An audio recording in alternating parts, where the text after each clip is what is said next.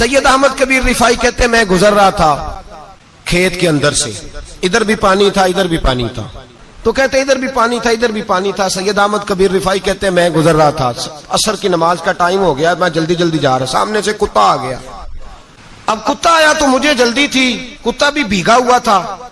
اب میرا دل کرے کہ کتا نیچے اترے تو میں گزروں، کتا کھڑا ہے کہ یہ سائیڈ پہ ہو تو میں گزروں۔ کہتے ہیں دیر ہو گئی تو مجھے ڈر لگتا تھا، میں نے کبھی کتے کو بھی نہیں جھڑکا تھا، کبھی کتے کو بھی، اپنی اتنی حیثیت ہی نہیں، جھڑکا ہی نہیں کبھی کسی کو۔ آپ فرماتے ہیں دیر ہو گئی تو میں نے کہا یا اللہ، حضرت سید احمد کبیر کہتے ہیں میں نے کہا یا اللہ اس کتے کو زبان ہی دے دے، میں اسے کچھ سمجھا ہی دوں، اسے زبان ہی دے دے، تو قادر مطلق ہے، کہ اسے زبان دے دی۔ تو میں نے کتے سے کہا نیچے اتر جا، میں نے نماز پڑھنی ہے، تو کہنے لگا بابا جی آپ اتر جائیں، آپ اتر جائیں، آپ اتر جائیں، میں کیوں اتروں؟ تو سید احمد کبیر رفائی کہتے ہیں میں نے اس سے کہا کہ بات یہ ہے کہ میرے اوپر نماز فرض ہے، تیرے اوپر فرض نہیں، تو میں نے نماز پڑھنی ہے، اگر میں کھیت میں اتر گیا تو کیچڑ ہے، میرے کپڑوں کو مٹی لگ جائے گی، پتہ نہیں پانی پاک ہے کہ ناپاک ہے، تو تو اتر جا، تیرے اوپر نماز نہیں فرض، تو مجھے جانے دے۔ تو سید احمد کبیر رفائی کہتے ہیں اس نے ایسی بات کی کہ میرے اوپر وجد طاری ہو گیا، کتے نے بات کی تو میں کانپنے لگا، راتی جاگے شیخ سداویں، راتی جاگ دے کتے، تیتھوں کتے، مالک دا در مول نہ چھڑ دے، پاویں مارو 100 جتے، تیتھوں اتے، او ایک برکی دا قدر پچھانن، پاویں مالک ہو من ستے، تیتھوں اتے، رکھا سکھا کھا، دنے جار رکھاں وچ ستے، تے تیتھوں اتے، اٹھ بلیا، چل یار منا لے نہیں تے بازی لے گئے نہیں کتے، اٹھ بلیا چل یار منا لے نہیں تے بازی لے گئے کتے، تے تیتھوں اتے۔ سید احمد کبیر رفائی کہتے ہیں وہ مجھے کہنے لگا آپ اتر جائیں، تو میں نے کہا بھائی میرے اوپر نماز فرض ہے، تیرے اوپر فرض نہیں، تو اتر جا، میرے کپڑے آلودہ ہو جائیں گے تو کیا کروں گا؟ تو کہتے ہیں اس نے بات کی تو میں گھبرا گیا اور چھلانگ لگا کے میں کھیت میں اتر گیا۔ مجھے کہنے لگا بابا جی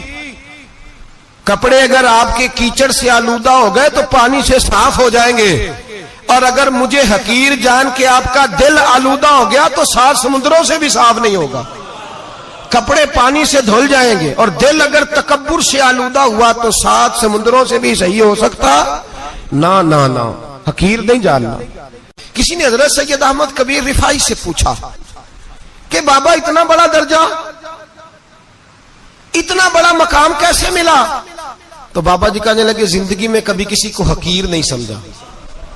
کسی کو کبھی حقیر، کبھی کسی کو اپنے سے کم تر نہیں سمجھا، تو اللہ نے دیکھیں نا اگر آپ نہیں سمجھیں گے تو اس کے لیے بھی آپ کو عنوان مل جائیں گے، اور اگر سمجھنا ہے اپنے آپ کو بڑا تو اس کے لیے بھی موقع مل جاتے ہیں۔ حضرت شفیق بلخی بہت بڑے صوفی بزرگ ہوئے پر نوجوان تھے، جوانی میں ہی اللہ نے بڑا مرتبہ دیا۔ حضرت عبداللہ بن مبارک بوڑھے تھے، دونوں ایک محفل میں اکٹھے ہوئے، اب بغداد سارا ماننے والا تھا اور دونوں کا ماننے والا تھا، آخر میں دعا بزرگ کرایا کرتے تھے محفل کے اختتام پر۔ حضرت شفیق بلخی جناب عبداللہ بن مبارک سے کہنے لگے آپ دعا کریں، آپ دعا کریں، آپ بزرگ ہیں، اب جس نے جو ماننا ہے اسے اس کے لیے عنوان بھی مل جائے گا۔ حضرت سیدنا عبداللہ بن مبارک کہنے لگے بیٹے تو دعا کر، تیری عمر تھوڑی ہے تیرے گناہ بھی تھوڑے ہیں، تیری عمر تھوڑی ہے تیرے گناہ بھی تھوڑے ہیں۔